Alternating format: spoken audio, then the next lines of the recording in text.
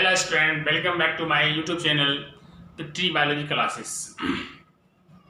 आज आप लोगों को यूनिट 2 का पार्ट नंबर 2 बताने वाला हूँ।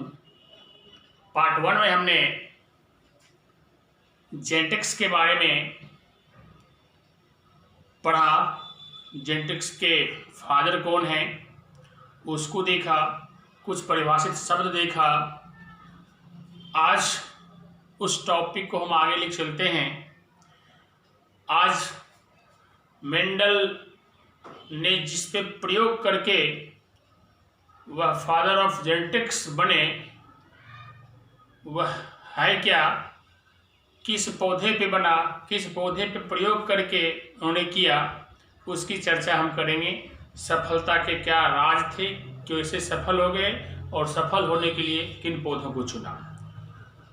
तो आप लोग 10th में भी इस चीज़ के बारे में थोड़ी सी जानकारी आप लोग लिए होंगे, फिर भी मैं कुछ चर्चाएं फिर करता हूँ। मेंडल जब अपने मठ में मठाधीश हुए थे, जब पेड़ पौधों को प्रयोग कर रहे थे, है ना, तो सबसे पहले जेनेटिक्स जो वंशानुगत गुण जो है, जेनेटिक्स जनरेशन टू जनरेशन चलता है, इसके प्रयोग को साबित करने के लिए पहले उन्होंने चूहों को प्रयोग किया था। लेकिन उसमें विरोधाभास हुआ, क्योंकि मठ एक मंदिर मस्जिद जैसे एक धर्म का स्थान इसको बोलते हैं, पादरी वहाँ पर रहते थे, मठ में रहते थे, इसलिए कि वहाँ के कुछ लोगों ने सीनियर जो थे मना किया कि नहीं, इस पे प्रयोग इसका इस जगह पे सही नहीं है। तब उन्होंने खोजते खोजते मटर को अपनाया था। तो मटर को अपनाया था, तब जाके इन्होंने आगे प्रयोग किया। गहन अध्ययन करने के बाद काफ़ी इनको सफलता मिली। लेकिन सफलता कैसे मिली, कितने दिनों के बाद मिली, सफलता क्यों न मिली, आप इसकी चर्चा पहले देखे थे। एक चर्चा में और बढ़ा दूँ उसमें कि चार्ल्स डार्विन उस समय प्राकृतिक चुनावाद में व्यस्त थे और उसका थ्योरी आने वाला था। एक कारण इसे माना जाता है और दूसरा कारण के उस वक्त जो सफल नहीं हुए थे उसमें एक कारण और सामने आती है कि इनका जो प्रयोग था वो मैथमेटिक्स टर्म में था, है ना, गणितीय रूप में, सांख्यिकी रूप में प्रयोग किया था, है ना। इतनी गणितीय रूप होने के कारण, है ना, किसी ने इस पर ज़्यादा ध्यान नहीं दिया। ये भी बात सामने आती है, इसको भी आप जानकारी रखें। एक चार्ल्स डार्विन थे, है ना, और दूसरा ये सांख्यिकी मैथमेटिक्स टर्म होने के कारण, है ना, देखेंगे मतलब एक बोरिंग टाइप का लगता था। और आज के युग से, है ना, 19वीं शताब्दी में उन्होंने किया, लेकिन 20वीं शताब्दी की बातें, है ना, इनको एडवांस में बताया। ऐसे लोग किसी को भी बिलीव नहीं होता था। ठीक है, तो ये कहानी आपने देखा, फिर मैं चर्चा कर रहा हूँ अब, है ना। और कोई भी अगर कोई व्यक्ति बच्चे हमारे इस चैनल पे कोई नए हैं तो कृपया कर पहले मेरे यूट्यूब चैनल को लाइक सब्सक्राइब कर लें, बेल आइकन दबा दें, ताकि हमारा हर नोटिफिकेशन आपको पहले मिले। ठीक है, तो आज हम टॉपिक आगे बढ़ाते हैं।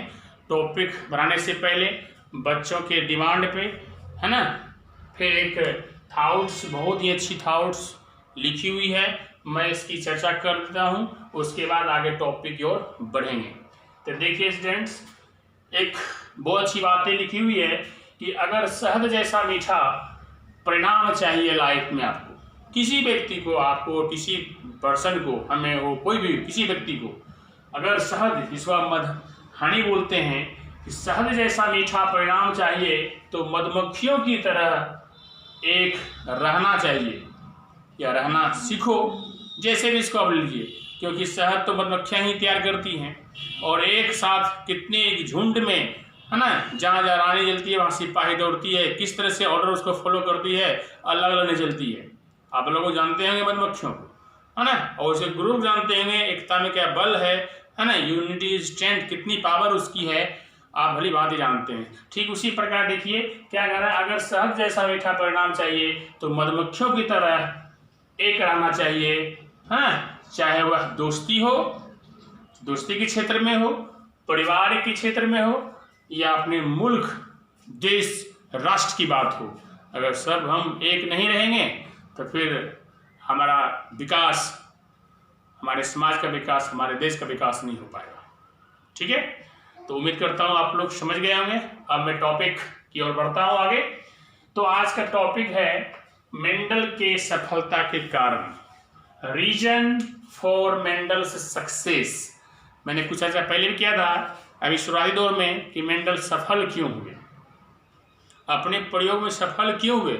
बहुत सारे इसके रीजन्स हैं, ये कुछ मुख्य रीजन की मैं चर्चा यहाँ पे कर रहा हूँ। आप इसे सुने ध्यान से, और यहाँ लिखा हुआ भी है, आप इससे भी आप स्क्रीनशॉट लेके या उतार सकते हैं। तो गार्डन मटर के पौधों को सबसे पहले हमारे वनस्पति, हमारे जो ये वनस्पति एरिया क्षेत्र है पूरा वर्ल्ड का, उसमें धड़ल्ले से, आसानी से, है ना, अवेलेबल होने वाला एक फसल, एक दाल को मटर, है ना, गार्डन मटर, उसको उन्होंने चुना सबसे पहला। अब मटर को ही क्यों चुना, इसकी क्वेश्चन एक अलग आती है ना, आपके एग्जाम में, उसकी मैं चर्चा करूंगा इसी के लास्ट में। ठीक है, तो सबसे पहला है गार्डन मटर का उन्होंने चुनाव किया, है ना, क्यों किया बाद में करेंगे। ठीक है, क्वेश्चन बढ़ा के। तो सबसे पहला काम गार्डन मटर को चुना। उसके बाद मेंडल ने अपने अध्ययन के लिए एक समय में सिर्फ एक ही गुण को लिया, अन्य को अलग अलग गुणों को दिमाग डाइवर्ट करने के लिए उन्होंने ऐसे काम नहीं किया। ठीक है, उन्होंने अलग अलग काम नहीं किया, एक समय में सिर्फ एक गुण वाले को लिया ताकि उसको सही ढंग से, है ना, संख्या के माध्यम से दिमाग में समझ में आए, है ना, दिमाग की उसकी होश पोछ नहीं हो, इसलिए उन्होंने एक बड़े बारीकी ढंग से उसका प्रयोग किया। तो दूसरा पॉइंट आपका ये हो गया कि मेंडल अपने अध्ययन के लिए क्या किया, सिर्फ एक समय में सिर्फ एक ही गुण को लिया। अब है दूसरा, तीसरा है बड़ी गजब का पॉइंट है, इसको ध्यान दीजिए। अवांछित परागकणों से, जिसको छटैया करते हैं, परागकण आप समझते हैं, पोलन, तो अवांछित परागकणों से संभावित जो पर परागन को होने से रोका। अब ये जब प्रयोग में बताऊंगा एक संकर क्रॉस, उसमें देखिए किस तरह से, है ना, प्रयोग करके उन्होंने किया, सारी बातें वहां पे समझ में आएगी। और देखिए पर परागन, स्वपरागन आप अच्छी तरह जानते हैं, स्वपरागन तो अपने आप होता है ना, और है ना, स्टिग्मा और इस एंथर की बात, परागकण की बात जो आती है, जहाँ पर आती है, अच्छी तरह से मैं आपको पिछले यूनिट जो है यूनिट 1 में बता चुका हूँ। ठीक है, मैं उस पर अभी डिटेल्स नहीं जा रहा हूँ।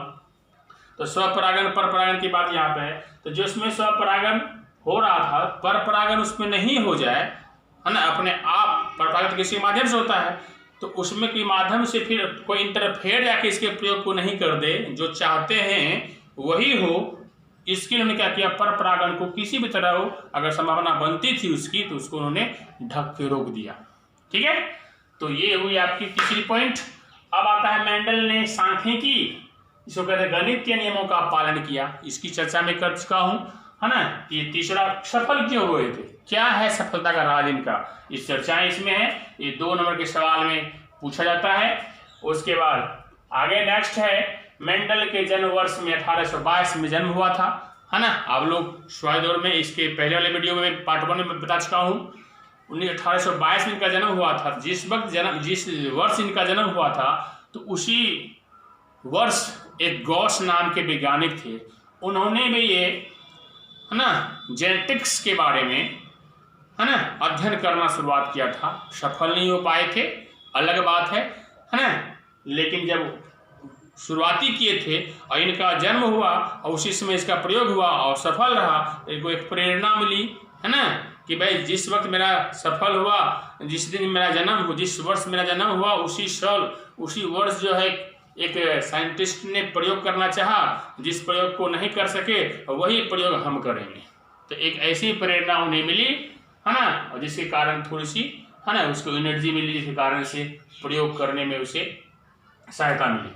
तो एक गॉस याद रखेंगे, है ना। ये हुआ आपका मेंडल के सफलता के कारण, उम्मीद है समझ गए होंगे। अब आगे बात आती है, मैंने जैसे कहा कि इसके बाद अब मटर के पौधों को ही क्यों चुना मेंडल ने, अब मैं इसकी चर्चा करता हूं। और क्वेश्चन हमारे एग्जाम में आता है कि मेंडल ने मटर के अपने प्रयोग के लिए मटर के पौधों को ही क्यों चुना। इस तरह से 2 नंबर के सवाल में कई बार एग्जाम में पूछा गया है ना। ये एनसीईआरटी का क्वेश्चन है, आप इसे ध्यान से देखो, है ना। आप देखिए लिखने को कैसे दे सकते हैं, आप मेंडल ने अपने प्रयोग में मटर के ही पौधों को चुना इसलिए क्योंकि, जो निम्न बातें हैं आप उसको एक एक करके दीजिए। जैसे मान लीजिए सबसे पहला कि मटर वनस्पति में आसानी से उगने वाला पौधा है। मैंने इसके पहले जस्ट कहा था, या आगे जब इसका क्यों वाला सवाल बताएंगे तो बताऊंगा। सबसे पहले सफल हुए थे क्योंकि मटर को चुन लिए थे, ये बात था उसमें क्यों में। लेकिन यहाँ वह क्यों सब मटर को ही क्यों चुना, इसलिए कि प्रकृति में आसानी से मिलती है ना, रेयर नहीं है इसका, जहाँ खोजे वहाँ मिल जाएगा आपको, है ना। वैरायटी बहुत सारी है और इसमें जितनी लिखी हुई है उसके अलावा मैं आपको कुछ चर्चा कर दूंगा। देखिए तो वनस्पति क्या होता है, आसानी से अवेलेबल होता है, मिल जाता है। दूसरी बात है इसे तैयार होने में कोई ज़्यादा समय नहीं लगता है ना। आपने देखा उगाया होगा है, 2 से 3 महीना काफ़ी है ना, ये हो जाता है उगने के लिए, है ना, ये मटर का पौधा। चलिए आगे देखते हैं। इसके पुष्प क्या होते हैं, बाइसेक्सुअल होते हैं, द्विलिंगी होते हैं, है ना। ये भी एक बहुत ही द्विलिंगी है, नर मादा है, दोनों में, है ना। तो इस तरह से इसके पुष्प जो होते हैं द्विलिंगी होते हैं, जिसको प्रयोग करने में काफ़ी ने सहायता मिली, आसानी हुआ, इसलिए मटर को ही उन्होंने चुना। और उसके बाद है इसमें ज़्यादातर स्वपरागण क्रिया होती है। मटर का पौधा ऐसा है जिसमें सेल्फ पॉलिनेशन क्रिया मोस्टली होती है, लेकिन इसमें पर परागण भी कराया जा सकता है। दोनों क्वालिटी भरपूर है इसमें, तो इसीलिए मेंडल ने इसका चुनाव किया। वे किसी तरह से जरूरत पड़ेगी तो हम इसको कर सकते हैं, तो इसलिए भी मेंडल ने इसका क्या किया, मटर को चुना, है ना। अब आगे आती है मुख्य बातें कि मटर के पौधे में 7 जो सबसे प्रमुख चीजें हैं, ये भी एक क्वेश्चन बन के तैयार होता है। क्वेश्चन में, है ना, क्वेश्चन बन रहा है और इसमें आंसर आप निकाल सकते हो। तो अगला पॉइंट जो है हमारा है, चाहो तो 1 नंबर, ये 2 3 4 5, ये 5 पॉइंट हुआ। तो 5वां पॉइंट जो है अरे बड़ी महत्वपूर्ण है कि मटर के पौधों में 7 जोड़े विपरीत लक्षण या गुण मौजूद होते हैं। वो कौन कौन सा है, अब मटर के, है ना, 7 विपरीत गुणों को देखेंगे, है ना। तो पहले आप लोग इसको स्क्रीनशॉट ले लें, है ना। उसके बाद मैं इसके आगे 7 विपरीत जो लक्षण होते हैं उसको मैं आपको बताऊंगा। अब आप जो 5वां पॉइंट था कि मेंडल ने वनस्पति मटर को ही क्यों चुना, उसमें था कि इसमें 7 विपरीत लक्षण जो पाए जाते हैं, इस आधार पर इसका चुनाव उन्होंने किया, जो निम्न है। क्या क्या है देखिए। सबसे पहले कि गोल तथा झुर्रीदार बीज, मटर के जो बीज होते हैं वो गोल और झुर्रीदार बीज होते हैं। इन्होंने अपने आकलन में जब किया तो इन्होंने पाया कि मटर का बीज जो है गोल भी है और झुर्रीदार भी टाइप का है। फिर आगे देखते हैं, ये पीले और हरे रंग के बीज भी हैं, पीला और हरा रंग का बीज मिला, गोल और झुर्रीदार मिला, साथ में पीला और हरा मिला। दूसरा बात है बैंगनी तथा सफेद फूल, इसके फूल जो थे बैंगनी रंग के थे और सफेद रंग के थे। तो फूल में वैरायटी आ गई, बीज में वैरायटी आ गई, है ना, आकार वैरायटी आ गई। इतने सारे गुण को देखे तो उन्हें प्रयोग में इससे उपयुक्त दूसरा कोई पौधा नहीं लगा, दूसरा कोई ये फल नहीं लगा, जिसके कारण से उन्होंने मटर को ही प्राथमिकता दिया और आगे अपना प्रयोग को आगे बढ़ाया। तो आगे चौथा है फूली हुई तथा संकीर्णत फली, जो फली छिमड़ी इसको बोलते हैं, है ना, वो संकीर्ण चिपटा भी कोई मिलता है, कोई फुला हुआ मिलता है, तो उसको भी वैरायटियाँ देखा, है ना। इनमें भी वेरिएशन इन्होंने मिला, है ना। तो इसे लेके क्या इनको लगा कि फली हुई तथा संकीर्ण जो है फली, इस टाइप के भी इसमें फल, है ना, व्याप्त हैं।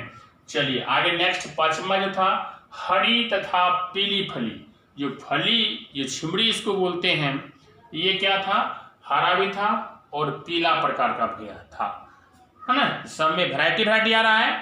तो आपने क्या देखा, इसका जो 5वां जो क्वालिटी गुण था, ये हरी है और पीली फली दोनों प्रकार के भी थे। उसके बाद अब आगे नेक्स्ट इसका जो 6ठा पॉइंट है अक्षीय तथा शीर्षस्थ फूल। अब फूल जो है कहाँ कहाँ पर लगते हैं, ऊपर भी है, नीचे भी है ना, अक्ष में भी, अक्षीय भी है ना, और क्या कहते हैं शीर्षस्थ भी है। तो ये हर जगह फूल जो इनके पौधों में देखने इन्हें मिला, तब इन्हें लगा कि नहीं ये लक्षण गजब का है, प्रयोग में काफी मदद मिलेगी। उसके बाद आपको आता है इसका जो पौधा लंबा भी था और नाटा भी था, बोनस को बोलते हैं, टॉल और ड्वार्फ, जो यही दोनों प्रयोग के रूप में आगे हम चर्चा करते रहेंगे, बार बार ये नाम आएगा, ड्वार्फ और टॉल, है ना। तो इस तरह से आपने क्या देखा कि आज मेंडल ने अपने प्रयोग में मटर के पौधों को ही क्यों चुना और मेंडल के सफलता के क्या कारण थे, यह 2 पॉइंट का आपने देखा, है ना, और मेंडल के बारे में थोड़ा सा जाना। तो आज टॉपिक ये मैं यहीं पे खत्म करता हूँ, और नेक्स्ट टॉपिक आप जो पढ़ेंगे, मेंडल ने अपने प्रयोग में किन किन शब्दों का प्रयोग किया उसको बताते हुए फिर हम चलेंगे इसके पहला प्रयोग मोनो हाइब्रिड, एक संकर, क्रॉस, बड़ी ही मोस्ट इम्पोर्टेंट टॉपिक है ना, ज्ञान काफ़ी वर्धक है, इसलिए आप निश्चित रूप से हमारे चैनल के साथ लगे रहिए और एक एक टॉपिक को डिटेल से पढ़ते जाइए, समझते जाइए, और किसी प्रकार की कोई परेशानी हो आप कृपया कमेंट्स के द्वारा बताने का जरूर प्रयास करें, ताकि मैं आपकी बातों को फिर नेक्स्ट वीडियो में डालूं, चर्चा करूं। ठीक है, ओके।